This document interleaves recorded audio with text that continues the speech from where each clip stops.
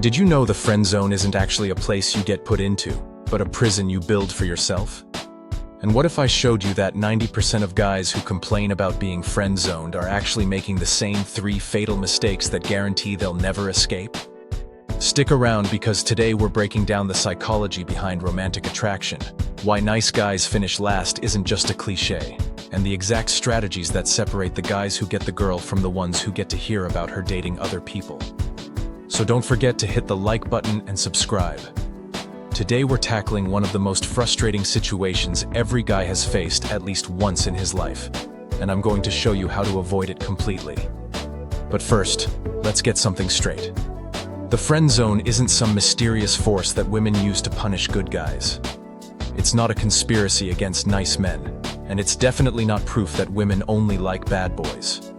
The friend zone is actually a predictable outcome based on specific behaviors and mindsets that you can learn to recognize and change. Here's what most dating advice gets wrong about this topic. They tell you to be more aggressive, to play hard to get, or to use manipulation tactics. That's not just ineffective, it's counterproductive. The real solution lies in understanding how attraction actually works and positioning yourself as a romantic option from the very beginning. Think about it this way. When you meet someone new, they immediately start categorizing you. Are you a potential romantic partner, a friend, a colleague, or someone they'd rather avoid? This categorization happens fast, often within the first few interactions. Once you're placed in the friend category, it becomes exponentially harder to move into the romantic category. The biggest mistake guys make is thinking they can friendship their way into a relationship. They believe that if they're nice enough, supportive enough, and available enough, she'll eventually realize what a catch they are. This is what I call the friendship delusion, and it's relationship suicide. Women aren't stupid. They know when you're interested. If you're hanging around, doing boyfriend things without being a boyfriend, texting constantly, always available when she needs something, she knows exactly what's happening. But here's the key insight most guys miss. Knowing you're interested doesn't create attraction. In fact, it often does the opposite. Let me share a story that illustrates this perfectly. I had a friend in college who was absolutely obsessed with this girl in our psychology class. Every day he'd save her a seat, buy her coffee, help with assignments, listen to her relationship problems with other guys, and basically act like her unpaid personal assistant. He thought he was showing her how much he cared. What he was actually showing her was that he had no backbone and no other options. She kept him around because he was useful. Free coffee, emotional support, homework help, and validation whenever she needed it. Why would she give up that arrangement to date him? She was getting all the benefits of a relationship without any of the commitment or physical attraction. Meanwhile, she was dating guys who challenged her, who had their own lives, who didn't worship the ground she walked on. This brings us to the first major principle of avoiding the friend zone. You have to understand the difference between being nice and being valuable. Being nice is about making her life easier and more comfortable. Being valuable is about adding something to her life that she can't get anywhere else. Nice guys bring flowers. Valuable men bring adventure. Nice guys are always available. Valuable men have full lives that women want to be part of. Nice guys seek approval. Valuable men have standards and boundaries. Nice guys try to convince women to like them. Valuable men live lives so interesting that women convince themselves. The second principle is understanding the timing of romantic escalation. Most guys wait way too long to make their intentions clear. They think they need to build a foundation of friendship first, but this is backwards thinking. Romantic attraction needs to be established early, then friendship can develop within that context. This doesn't mean you need to be aggressive or pushy. It means you need to communicate romantic interest through your actions, not just your words. This includes things like appropriate physical contact, flirting, creating romantic tension, and making it clear that you see her as more than just a friend. Here's where a lot of guys get confused. They think romantic escalation means being sexual immediately. That's not what I'm talking about. Romantic escalation is about creating the right kind of tension and anticipation. It's the difference between a handshake and a lingering touch on the arm. It's the difference between complimenting her shoes and complimenting how confident she looks tonight. The third principle involves understanding the psychology of challenge and pursuit. Humans value things they have to work for more than things that are freely given. This applies to relationships just as much as anything else. If you make yourself too available, too agreeable, and too easy to have, you're actually decreasing your perceived value. This doesn't mean you should be mean or play games. It means you should have a life that's interesting and fulfilling independent of any woman.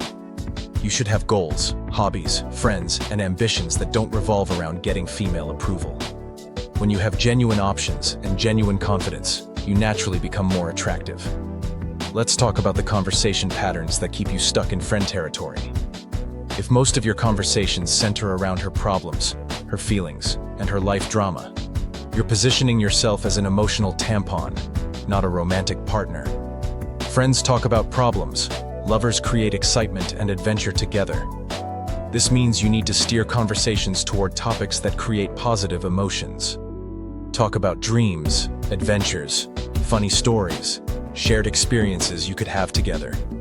Create inside jokes, playful arguments, and moments of genuine connection that go beyond surface-level problem solving. Body language plays a massive role here too.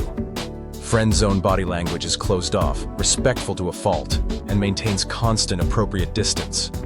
Romantic body language is more open, includes appropriate touching, strong eye contact, and creates moments of physical tension. But here's something crucial that most dating advice ignores. Sometimes the friend zone happens because you're simply not compatible as romantic partners, and that's okay. Not every woman is going to be attracted to you, and trying to force attraction where it doesn't exist is a waste of everyone's time. The key is learning to recognize the difference between a woman who could be attracted to you but sees you as a friend due to your behavior versus a woman who's simply not interested romantically, regardless of what you do. The first situation can be changed with the right approach. The second cannot. So how do you know the difference? Pay attention to how she responds to romantic escalation. If you create romantic tension, and she reciprocates, even subtly, there's potential.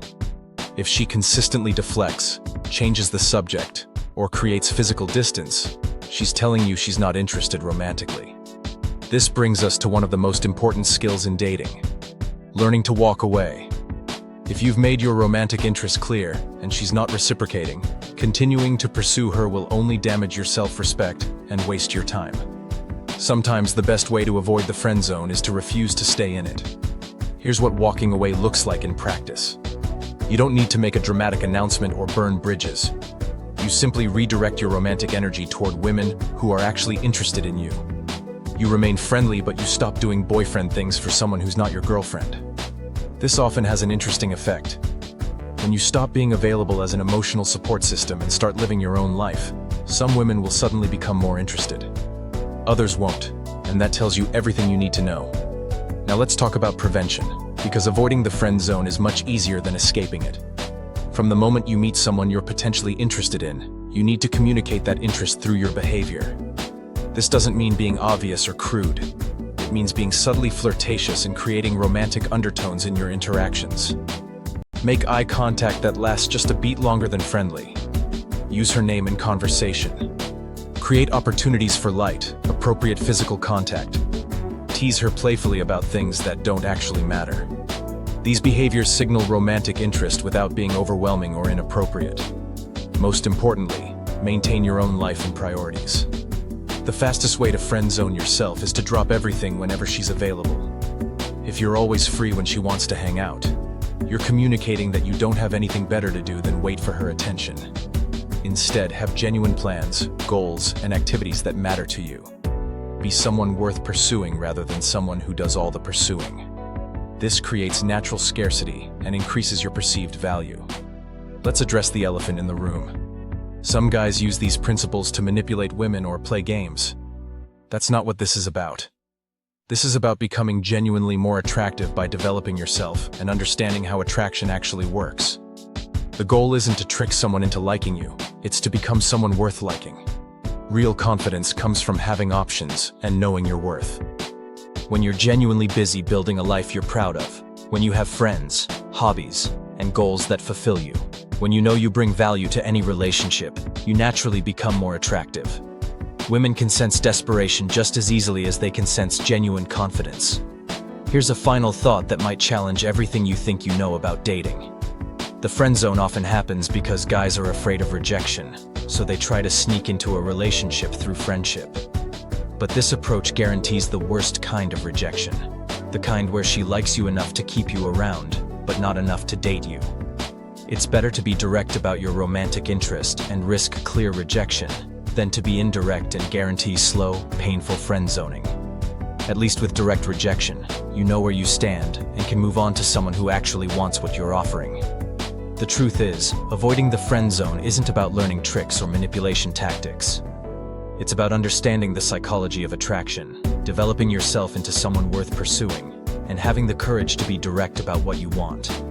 It's about respecting yourself enough to walk away when someone isn't interested, and respecting women enough to be honest about your intentions. If you found this valuable, hit that like button and subscribe for more real talk about dating and relationships. What's your biggest challenge when it comes to romantic situations? Drop a comment below and let me know what you want me to cover next. Remember, the goal isn't to win over every woman you meet. It's to become the kind of man that the right woman can't resist. Until next time, keep building yourself into someone worth pursuing.